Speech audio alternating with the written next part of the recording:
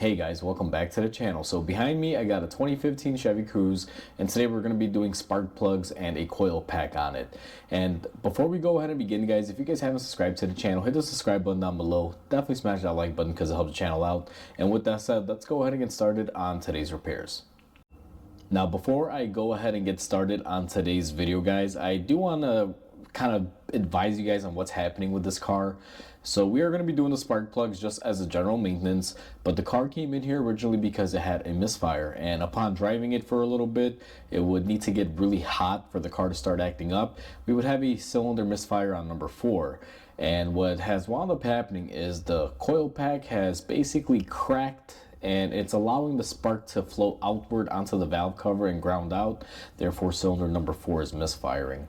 And what I'm gonna do in the next clip is I'm gonna go ahead and start the engine and show you guys what that looks like if my camera can actually catch it.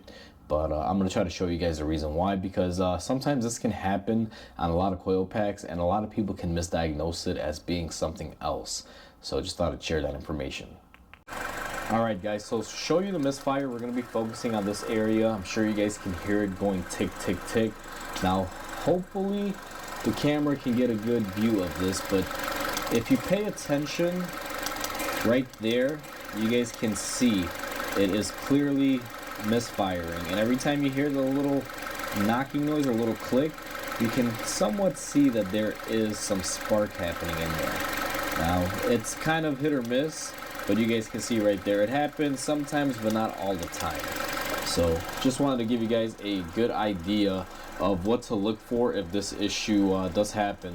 And sometimes the best way to find this out is just by doing a visual inspection. I got really lucky because I can see it pretty easily. You might have to employ a method of maybe using some water, spraying it on there, and running a screwdriver that's grounded out to see if you may have spark. But in this scenario, it's pretty simple, quick, and easy to figure out where it's coming from. Now that you guys have seen the reason why this thing is misfiring, let's go ahead and get stuff replaced. Now, previously in that clip, we had a little Ecotech cover taken off. I went ahead and put it back on because it's relevant to the repair if you're wondering how to take it off. Quite simple, just lift up, comes off, and we're back to where we started. Now that we have everything opened up, we're ready to go. The coil pack on this one is going to be one whole coil that has 4 outputs. So it's one single pack that has 4 outputs. And it's held in by these 2 bolts. I believe they are T30s, but we will be finding out here in a minute. One thing about this car that I really don't like is the fact that this connector is somewhat broken. And to zoom you guys in on this, just so I can show you, it's not that the connector is broken, just that little lock tab that you're supposed to push is missing. So you can easily come in here and just wiggle this off. I'm not really happy about that. The only way that I can fix that is by using some silicone when we put it back together. But in the meantime, what we're going to do is go ahead and remove the coil. Now, in order to remove the coil, it's going to be pretty simple. What we're going to do is go ahead and take off our connector here, which normally would have a lock and a little push tab, but in our case it just slides right out because that's broken. And we are going to be taking, and let me verify if this is correct, our T30, which it is, and we are going to be removing our center bolts. Now that we have our center bolts removed, what we're going to do is just go ahead and yank them out of there. I always keep them. Sometimes the new coil pack may come with it. They might not come with it. So just be careful. And then we go ahead and remove our coil pack. Now this is what I was talking about. You guys can see this is one coil. Let me see if I can switch my lighting around here and give us a little bit better visual. So we got one coil pack and it has 4 individualized coils out here. Now this particular one was misfiring right about here. And it's really hard to see on camera, but there is a hairline crack that I have noticed. It's right about here.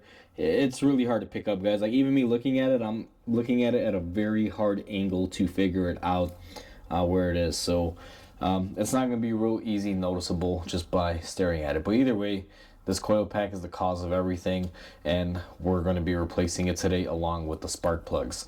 Now, to do the spark plugs on this car, it's going to be quite simple. All we have to do now that our coil pack is out of the way, I'll grab the camera and position you guys in there, and you guys can see we have 4 spark plugs. So we're gonna go ahead and grab a few tools here, and we are going to go ahead and get those replaced, and I'll come back with you guys and show you how we do that. One thing that I do want to stress out before we go ahead and replace our spark plugs, guys, is that in the previous first clip you saw the engine was running. You never want to replace your spark plugs when they are hot. Sometimes you can wind up doing some damage. So you want to be very careful. Make sure your engine is basically temperature to whatever the atmosphere is. So if your engine is hot and let's say you were driving your car, you may want to let it cool down for a couple hours, let it hit ambient temperatures, and then you want to go ahead and do this job. I have never seen it myself, but I've heard people basically closing up the spark plug holes on them, because when the aluminum is hot, it can warp. So just be mindful of that. A little quick tip before you go ahead and begin: make sure the car is cool. Alright guys, so I have you in a little bit of a better position so you guys can see what I'm doing here. And the way I'm going to be taking these out is quite simple. I'm going to use my gun with a spark plug socket, and we're going to be removing our spark plugs. Now I always use this method for removal, but not for reinstallation.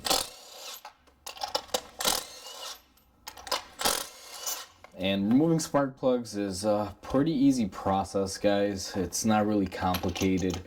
We're just gonna go ahead and use our magnetic socket now to pick them up, and I'm curious as to what this has. And these are AC Delco, so I believe these have been replaced before since that coil has been damaged at the connector, and these do look like replacements. I want to say they're not too old, but they got a bunch of stuff on them. They're, pretty dirty, so maybe these are not the correct range of spark plug that this engine should have. Possibly, I'm gonna have to check the part numbers. But for us, we are not gonna be putting in AC Delco. I typically like to stick with NGK or Denso on stuff like this, guys, especially the turbo stuff. So this one's gonna get some iridium spark plugs, and I'm gonna go ahead and open up our package here, even though it's kind of off camera. And what I'm gonna do is go ahead and just put my new spark plugs in. Always start off by hand threading. I can't stress it enough, guys. If you don't hand thread and you're just using a power tool, you're going to wind up causing a lot of damage. So I'm just taking my new spark plug, put it on my magnetic tool, and just giving it a good couple threads.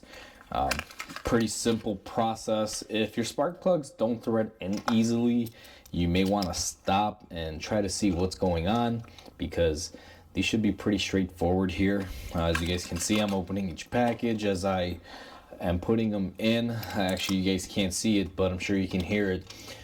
So my camera cut off there when I was installing this last one. My battery died. But like I was saying, guys, if your spark plugs look damaged or the box looks beat up, you may not want to install those spark plugs. You may want to get them returned and get new ones, simply because if you drop a spark plug, you can actually damage it and it'll never fire right. So just be mindful of that. Now that you guys have seen me hand thread all of these in there, what I'm going to do is go ahead and get them tightened up and torqued off camera. I don't really show me tightening them up or torquing them, because some people don't do that, guys, and it's all up to how you feel about it. I've known mechanics that just hand tighten them and let them roll. So I'm going to go ahead and get that covered here. You guys can feel free to choose what you want to do with yours, whether you want to torque them or just tighten them, and go from there. So I'll be right back when it's time to reinstall our coil pack. Now that we got our spark plugs all nice and tight, we have our new coil pack. Now, one thing that I do on these coil packs, and you guys will see there is some grease in here. Now, this is not any grease. This is dielectric grease. It's made for this. I always put a little dab in them. This will help seal out any sort of water or any sort of moisture that comes in here. And this is stuff that I use, guys. I'll have a link for it. It's tune-up grease. It's called dielectric grease. You can use it on light bulbs. It's pretty much universal. It's used on a lot of electronics. And what I'm gonna do is go ahead and grease all those up. And one thing I like to do is just go ahead and get off any axis from the bottom. I just do one of these, and then we're going to go ahead and throw it into position and firmly press it down into place. make sure that you get it all the way down. Now, I initially thought this would come with new hardware. It doesn't, so it's a good thing we saved our old bolts because they are actually going to be used. Now, here's the thing, guys. You guys saw me remove this with my impact gun. And one thing that I'm going to stress out right now and be super critical of, do not impact this coil on.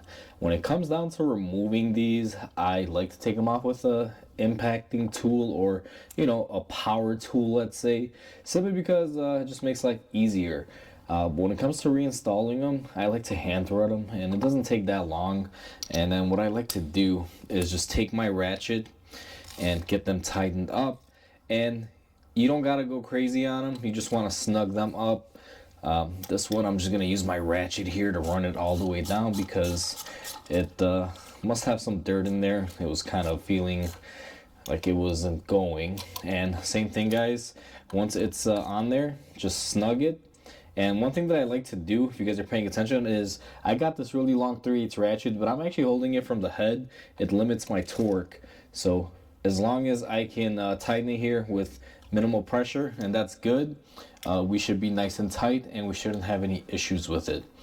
Now, one thing that I'm going to do on here, because our connector, if you guys remember, is missing the tab, I really want to get that remedied because I do not want this connector to come off and create an issue.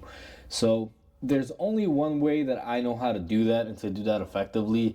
Some of you may disagree or you may agree, but what I typically like to do is I will dab a little bit of silicone on the sides, just one little dot on each side, being very careful not to get any on the pins.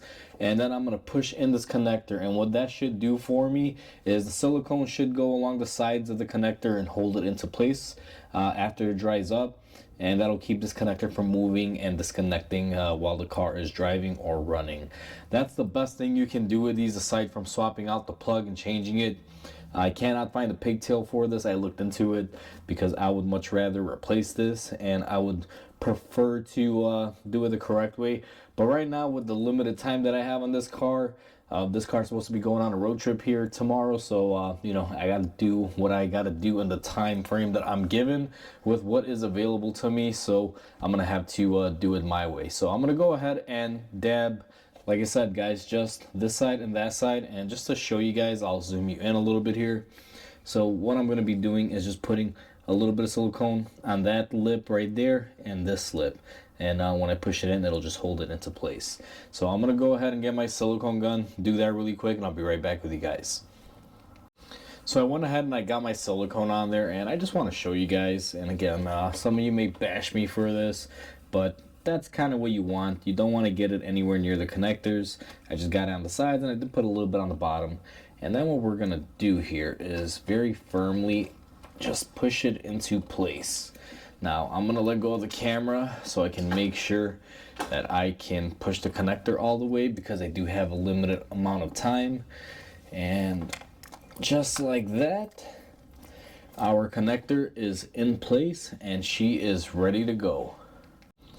Now that we have our connector in, our coil pack is tight, and we did the best with our connector to keep it into place there.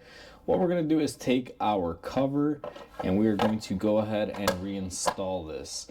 Now, my particular car, guys, with the connector, I'm going to give it about half an hour to an hour, let that silicone harden up a little bit, and then what I'm going to do is go ahead and fire the car up and start it and make sure our issue is gone. But I am almost 100% sure, I'm 99.9% sure that we won't have any more issues, because I could clearly see where the coil pack was cracked before creating the issue. So we are all said and done. So we are all said and done with the Chevy Cruze, guys, and it is really simple. I think the biggest challenging part on this was trying to figure it out, but we were able to see where it was happening, where the spark leak was coming from, and the other portion would be that connector. That connector kind of, kills my mood when it comes to this job, because I don't necessarily like putting them back that way, but I have too many things that are fighting me on this job. Customer needs it back right away. The connector isn't able to be traced right away. So it's just so many factors that this is the best that I could do in this time. But normally, I don't even like showing the fact that I use a silicone, but I had to do what I had to do. I did make arrangements with the customer that once they're back, I will try to remedy it by finding a connector, by calling the dealer and seeing if they could get one, or even possibly just going and chopping one off of a junk car and reusing it on this, making it work. So with that said, guys, it's pretty painless to do a tune-up on these. The coil packs come off very easily, 2 bolts, and then the spark plugs are pretty easy. They're right up top. So it's a fairly simple job. You can get this done almost anywhere. You could even probably do it on the side of the road if you had all the correct tools. So with that said, guys, if you guys like this video, please comment, like, and subscribe, because it definitely helps the channel grow. Hope you guys have a wonderful day, and I'll catch you guys on the next video.